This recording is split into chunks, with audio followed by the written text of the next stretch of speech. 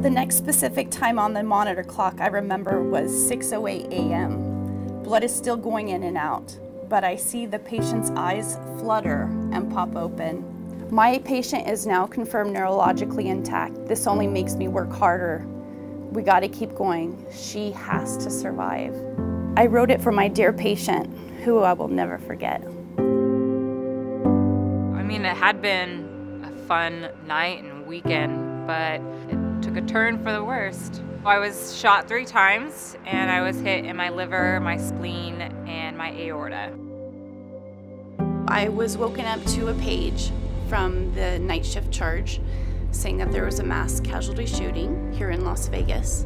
Once I get to Sunrise, as I'm going up the parking garage, I'm looking down in Trauma Bay, and then I'm like, this is real. I'll never forget when I got Rachel. It was 3:05 in the morning.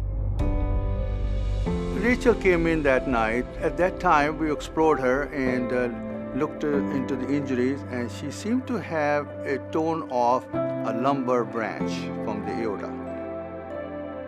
You needed so many hands to make sure that this was a success. Laura's like, what do you need? I'm like, blood. I need blood. She's like, okay. From the time that I started helping Trinette, which was pretty in the early hours of the morning, to the time when I left, we're almost constantly giving blood or rapid transfusing IV fluids in. Overall, it was probably 16, 17 hours. Finally, when I came to term, everybody told me about this amazing nurse, Trinette, who didn't leave my side for 16 hours changing out my blood. And the first time I met Trinette was finally when I was out of ICU, and she came into my room and she had wrote me a letter and read it to me in person. It was just a connection with my entire family that she'll always be a memory, a person, a special person in our lives.